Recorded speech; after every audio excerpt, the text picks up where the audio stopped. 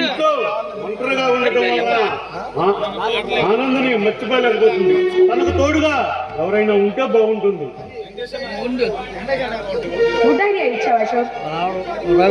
తనకి తోడుగా నేను ఉంటాను. అది ఇష్టమైతే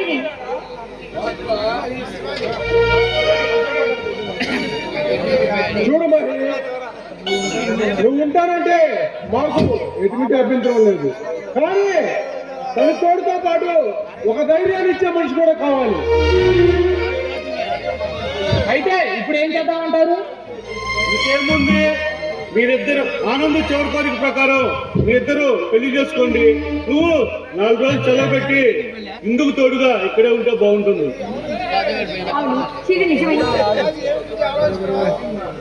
ఏమిటి విజయ్ ఆలోచిస్తున్నావు? అంటే వయసుకు వచ్చిన ఇద్దరం ఒకే ఇంట్లో ఉంటామంటే చూసే నలుగురు ఏమనుకుంటారా అని.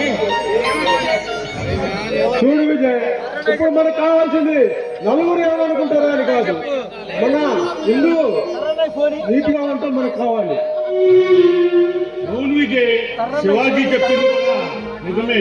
మీరు కాబోయే భార్యాభర్తలు, మీ ఇద్దరు ఒకటే ఉంటే ఎవరేమనుకుంటారు? నువ్వు ఇక్కడే ఉంటే బాగుంటుంది కదా. ఇందుకు ఇష్టమైతే నేను తప్పకుండా ఇక్కడే ఉంటాను. మీకు ఓకేనా? నాకు మీరు తప్ప ఇంకెవరున్నారు? మీరు ఏది చెప్తే అలాగే కానివ్వండి.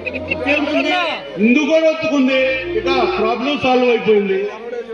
సరే, అయితే మనందరం వెళ్తే వాళ్ళిద్దరు ఏకైకంగా మాట్లాడుకుంటారు. ఓకే ఓకే విజయ్, విజయ్, ముందు జాగ్రత్త.